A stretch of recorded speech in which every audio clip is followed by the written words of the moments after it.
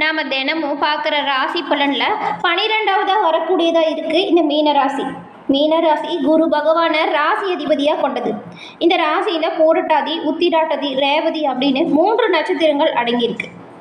இந்த 3 நட்சத்திரக்காரங்களுமே இந்த மாதத்தின் கிரக நிலைகளால் உங்களுக்கு என்ன மாதிரியான சாதகமான வாய்ப்புகள் அமைய போகுது, என்ன மாதிரியான விஷயங்கள் பாதகமாக இருக்கும், என்ன செஞ்சீங்கன்னா அந்த பாதகமான பலனிலிருந்து நீங்கள் தப்பிக்க முடியும், இது பற்றின முழுமையான தகவலையும் தாங்க உங்களுக்காக இந்த பதிவில் நாங்கள் சொல்லியிருக்கோம்.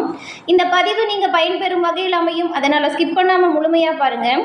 நீங்கள் இப்போ தான் ஃபர்ஸ்ட் டைம் நம்மளோட சேனலை பார்க்குறவங்களா இருந்தால் மறக்காமல் சப்ஸ்கிரைப் பண்ணி வச்சுக்கோங்க.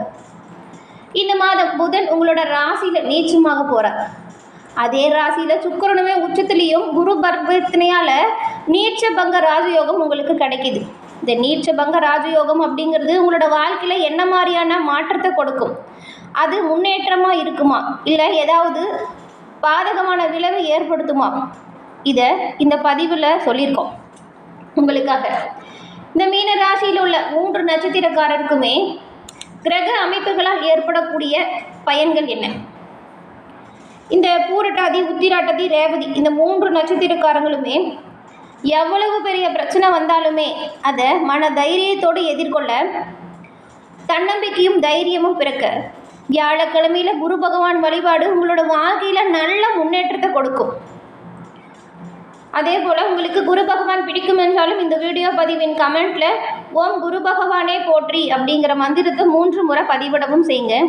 குரு பகவானோட பரிபூரண அருளும் உங்களுக்கு கிடைக்க பெற்று நீங்கள் நலமுடனும் வளமுடனும் காரிய தடைகள் விலகி செல்வநிலை மேலோங்கி வளர வாழ்த்துக்களையும் எங்களோட சேனல் சார்பாக குரு பகவானிடம் பிரார்த்தனையும் உங்களுக்காக செஞ்சுக்கிறோம்.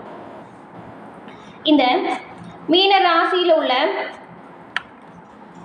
பூரட்டாதி 4ஆம் பாதம், உத்திராட்டதி, ரேவதி, அதில் முதல்ல வரக்கூடியது பூரட்டாதி 4ஆம் பாதம்.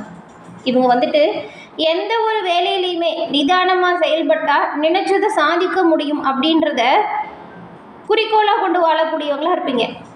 உங்களுக்கு இந்த மாதத்தில் கிரக நிலைகள் எல்லாம் எப்படி இருக்குது அப்படின்னு பார்த்தா ரொம்பவுமே கவனமாக செயல்பட வேண்டிய சூழ்நிலையில் தாங்க இருக்குது. உங்களோட ராசிநாதன் 3ஆம் இடத்துல சஞ்சாரம் செய்கிறதுனால உங்களோட வாழ்க்கையில் ஏதாவது ஒரு பிரச்சனை அவ்வப்போது வந்துக்கிட்டே தான் இருக்கும்.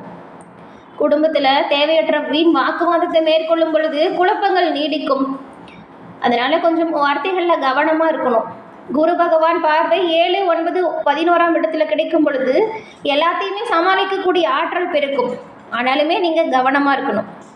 அதே போல் இந்த மீனராசியில் உள்ள நீங்கள் உங்களோட வாழ்க்கையில் ஜாதக ரீதியாக முன்னேற்றங்கள் வர என்ன வாய்ப்பு இருக்குது? நிறைய இடத்துல ஜாதகம் பார்த்து ஒரு முன்னேற்றமே இல்லைன்னு சொல்லி வருத்தப்படுறவங்களா இருந்தால் உங்களுக்கு பயன்பெறும் வகையில் இந்த நம்பர் அமையும். இதை குறித்து வச்சுக்கோங்க. 90 43 63 75 12 இந்த நம்பருக்கு நீங்கள் ஃபோன் பண்ணாலே போதுங்க. ஃபோன் பண்ணி உங்களோட ஜாதகத்தில் இருக்க டீட்டெயில் அதை சொன்னாலே உங்களுக்கு ஏன் இந்த மாதிரியான கிரக அமைப்புகள் அமைஞ்சிச்சு, இதற்கு தீர்வு என்ன, வந்த கஷ்டமாக இருந்தாலும் சரி வரப்போகிற கஷ்டமாக இருந்தாலும் சரி அதற்கான தீர்வு என்ன, பரிகாரம் என்ன அப்படிங்கிறத சொல்லிடுவாங்க. நீங்கள் அதை சரியாக செஞ்சாலே போதும், உங்களோட வாழ்க்கையில் இன்னுமே நல்ல பயன்களை பெற முடியும். நிறைய பேர் இவங்ககிட்ட ஃபோன் மூலியமாகவே ஜாதகத்தை கணிச்சு அவங்களோட வாழ்க்கையில் இப்போ நல்ல முன்னேற்றமான நிலைக்கு வந்ததாக சொல்லியிருக்காங்க. அதனால தான் இந்த நம்பர் வருத்தப்படுற கஷ்டப்படுற மீனராசி அன்பர்களுக்கு உதவும் அப்படிங்கிற வகையில் சொல்லியிருக்கோம்.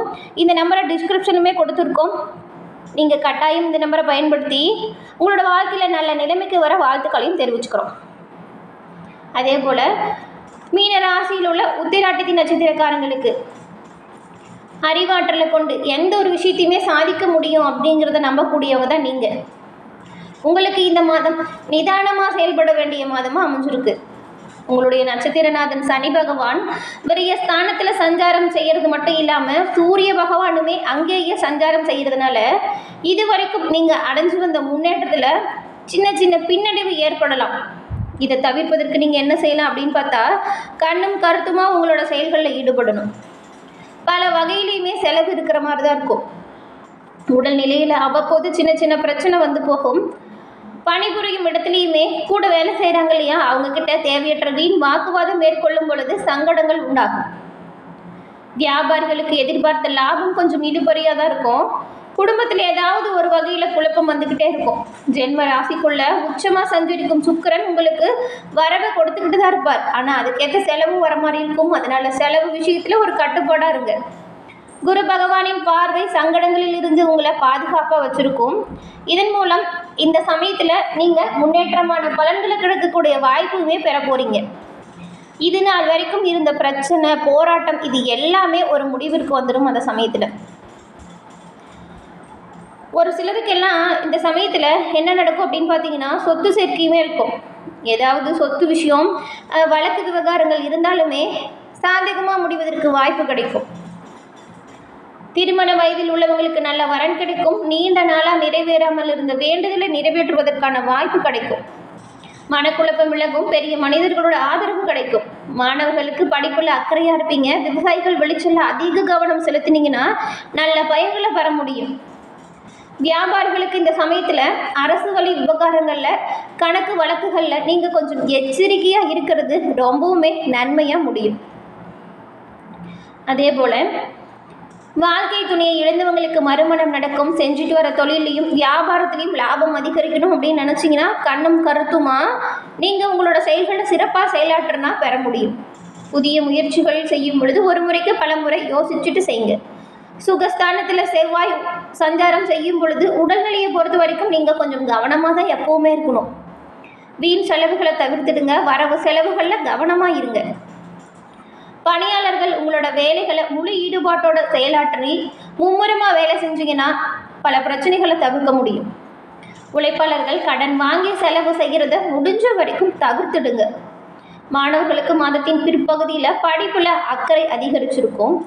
ஆசிரியரோட சொல்படி நீங்கள் நடந்துக்கிட்டிங்கன்னா தேர்வில் நல்ல மதிப்பெண் பெற உதவியாக இருக்கும்.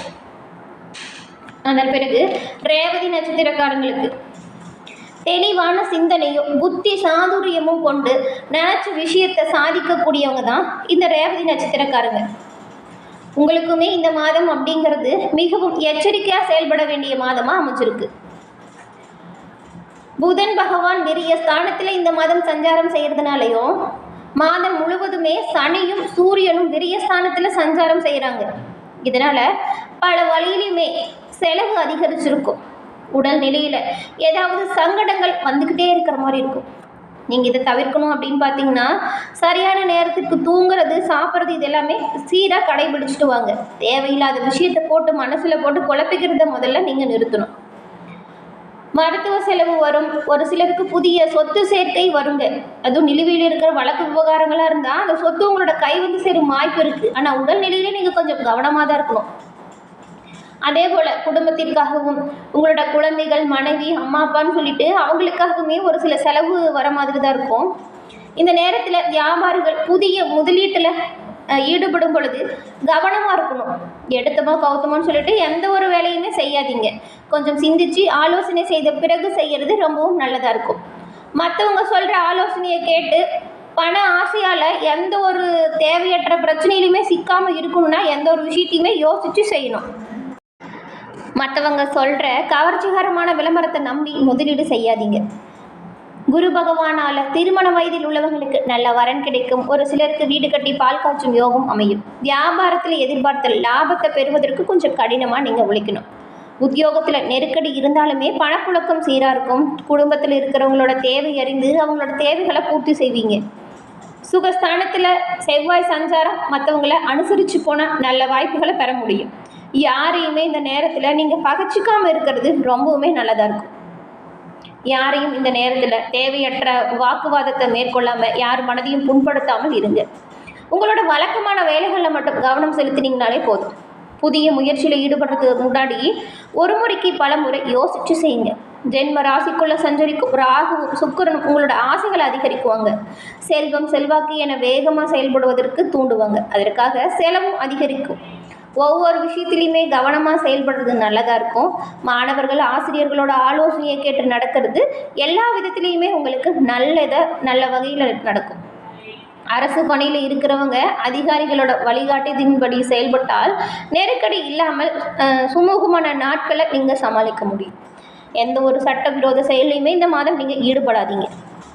அதே போல் குடும்பத்தில் இருக்கிறவங்ககிட்டையுமே தேவையற்ற வீண் வாக்குவாதத்தை மேற்கொள்ளாதீங்க. முடிஞ்ச அளவுக்கு கவனமாகவும் முன்னெச்சரிக்கையாகவும் செயல்பட்டிங்கனாலே கூடுமான வரைக்கும் நீங்கள் சுக பலன்களை இந்த மாதம் பெற முடியும். என்ன நண்பர்களே, இந்த பதிவு நீங்கள் பயன்பெறும் வகையில் அமைஞ்சிருக்கும்னு நினைக்கிறோம். இந்த பதிவு பிடிச்சிருந்தா லைக் பண்ணுங்கள், ஷேர் பண்ணுங்கள், கமெண்ட் பண்ணுங்கள். நம்மளோட சேனலை நீங்கள் இப்போ தான் ஃபஸ்ட் டைம் பார்க்குறீங்கன்னா மறக்காமல் சப்ஸ்கிரைப் பண்ணி வச்சு கூட வர பெல் ஐக்கானை கிளிக் பண்ணி வச்சுக்கோங்க. தொடர்ந்து பார்த்தமைக்கு நன்றி நண்பர்களே. நன்றி, வணக்கம்.